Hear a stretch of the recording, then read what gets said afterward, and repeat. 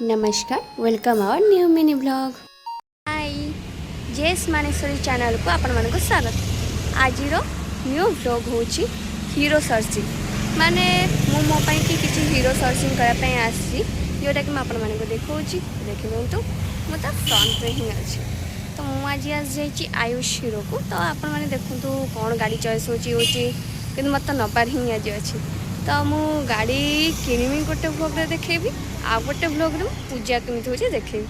तो देरी न करिकि मो चैनल को सब्सक्राइब करनियंतु आ देखंतु कोन कोन होची। Bye. 2 hours later Ayush Hero showroom की आंकुलार माँ कमलेई मंदिर पाखरे अच्छे। आपण मैंने से जाकि ब्रेड गाड़ी परचेस कर दैट इज माय हेलमेट।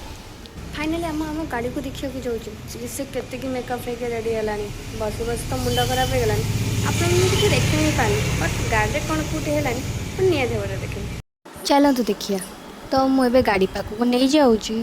तो आप मैंने देखिपे मो गाड़ी कलर हूँ ऑरेंज किछ कलर।